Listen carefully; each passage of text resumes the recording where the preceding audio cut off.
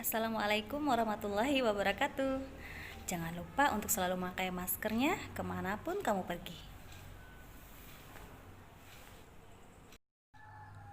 Nah, baiklah, pelajaran kita kali ini masuk ke subtema 2, yaitu perpindahan kalor di sekitar kita. Subtema 2 itu ada di halaman 68. Mulai dari pembelajaran 1 ya.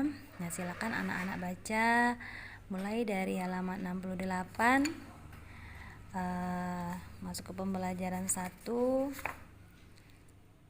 Nah, di sini pelajaran yang dapat kita lihat di situ mengenai perpindahan panas atau kalor. Ya. Silakan anak-anak baca mengenai pembelajaran 1 ini. Lalu di situ juga kita bisa lihat hal-hal penting yang bisa kita dapat dari teks perpindahan kalor di sekitar kita ini tadi, yaitu perpindahan panas atau kalor, ya. Hal-hal pentingnya di situ bisa kita lihat dari paragraf 1, itu yaitu api kompor dapat memanaskan air dan sayuran di dalam panci. Itu adalah hal-hal penting dari paragraf ke-1. Ya. Silakan dibaca bukunya. Di sini juga kita belajar mengenai perpindahan kalor secara konduksi, ya. Jadi di bacaan itu sudah ada pengertiannya, ya. Apa itu kalor panas, ya, apa itu konduksi di situ. Nah, di situ mengenai konduksi, perpindahan kalor secara hantaran atau sama juga dengan disebut dengan perpindahan kalor secara konduksi. Itu ada pengertiannya. Silakan dibaca. Lalu sama juga ya, tadi mengenai hal-hal penting yang didapat dari bacaan itu apa. Nah, kalau di sini ini ada percobaan menyelidiki perpindahan panas secara konduksi. Jadi di sini contohnya yaitu air panas dengan 1 buah sendok ya. Mungkin ini sudah pernah kalian coba dan kalian alami ya kalau di rumah. Misalkan kalian membuat teh manis atau susu, kan itu menggunakan air panas kan. Nah, kalau kita aduk menggunakan sendok yang sendok ini berbahan aluminium, pastinya dia akan terasa panas juga karena aliran dari air yang panas tadi. Jadi itu dinamakan dengan perpindahan panas secara konduksi. Ya, itu contoh percobaannya. Lalu kita lanjut lagi di pembelajaran kedua. Pembelajaran kedua di situ bisa kalian lihat yaitu belajar mengenai perpindahan panas atau kalor secara konveksi. Kalau tadi secara konduksi melalui hantaran, kalau ini perpindahan secara kalor secara konveksi yaitu perpindahan zat perantaranya. Nah, bisa dibaca, kalian baca di situ. Di situ juga ada contoh percobaan perpindahan panas secara konveksi, yaitu di situ dengan menggunakan air panas lalu es batu juga ya, bisa lihat di gambarnya. Ya. Es batunya itu berwarna, kalau di sini berwarna merah.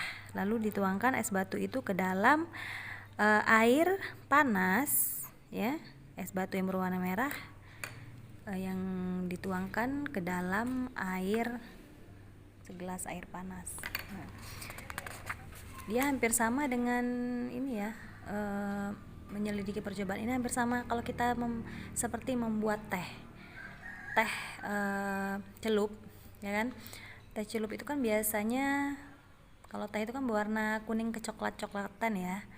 Nah, kalau kita buat teh, kita taruh teh celupnya ke dalam air panas, maka airnya akan berubah menjadi warna teh, yaitu warna kuning kecoklat-coklatan. Hampir sama juga dengan ini, es batu berwarna ini tadi.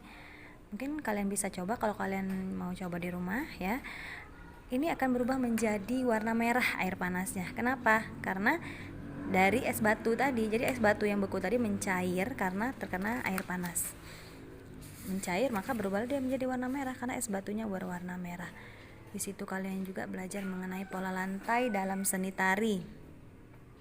Jadi seni tari itu ada macam-macam pola lantainya, ya. Ada garis horizontal, lalu garis vertikal, garis miring atau diagonal, dan garis lengkung atau kurve. Itu adalah pola lantai dalam seni tari. Silakan dibaca-baca. Lanjut, kalian bacanya di pembelajaran ketiga. Jadi pada hari ini pembelajaran 1 sampai pembelajaran ketiga. Di pembelajaran 3 kita belajar mengenai apa? Yaitu mengenai kehidupan nelayan pemburu paus. Nah, silakan dibaca bukunya. Di situ juga mengenai Festival Manee, tradisi nelayan di Pantai Malo. Ya. Di mana ini Pantai Malo? Pantai Malo itu berada di Kokorotan, Sulawesi Utara. Ya.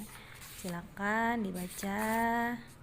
Di pembelajaran 3 juga kita belajar mengenai kewajiban warga negara Indonesia. Kita adalah warga negara Indonesia ya.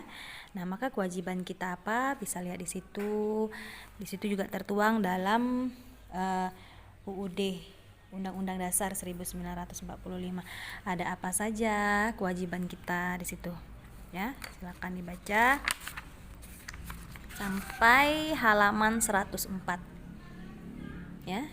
Nah, jadi tadi startnya mulai dari pembelajaran 1 itu ya. Pembelajaran 1 tadi halaman 68 sampai 104. Silakan dibaca-baca bukunya ya. Nah, setelah kalian baca bukunya, tugas selanjutnya itu ada di halaman 88. Jadi tugas hari ini, tugas menulisnya itu ada di halaman 88 ya. Yaitu di buku tulis SBDP. Jadi ini yang ditulis ya. Silakan boleh ini boleh digambar, boleh tidak. Kalau mau digambar ya silakan, kalau tidak ya nggak usah, nggak apa-apa. Yang penting ditulis tari saman Aceh, ditulis ya. Pola lantainya bagaimana, coba lihat. Nah, ini ya, bisa lihat di sini pola lantai yang mana, tari saman Aceh. Lalu tari sekapur siri Bengkulu, tulis. Lalu tari pendet Bali, dan tari piring Sumatera Barat. Ibu kasih contoh dulu ya. Misalkan di sini Ibu kasih contoh yang ini saja, tari sekapur siri yang dari Bengkulu. Ini dia berbentuk agak melengkung. Coba kalian lihat di sini melengkung yang mana? Oh, ini berarti nama pola lantainya garis lengkung atau kurve. Nah, silakan ditulis di sini. Ibu kasih contoh satu di sini. Pola lantainya apa tadi? Garis lengkung atau kurve.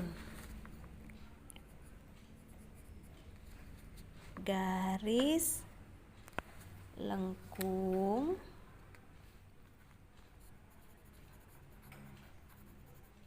atau kurve ya. Nah, ini pola lantainya garis lengkung atau kurve. Lalu digambarkan pola lantainya. Ini kan lengkung kan, cuman kalau ini menghadap ke atas, kalau ini enggak, ini kan menghadap ke depan ya. Jadi silakan dibuat pelan-pelan ya. Nah, garis lengkung atau kurve ini ya, gambar pola lantainya. Sudah selesai. Kalau kalian tidak mau membuat gambarnya, tapi ditulis tari sekapur siri Bengkulu, pola lantainya apa, gambar pola lantainya apa ya, silakan ditulis di buku tulis SBDP-nya.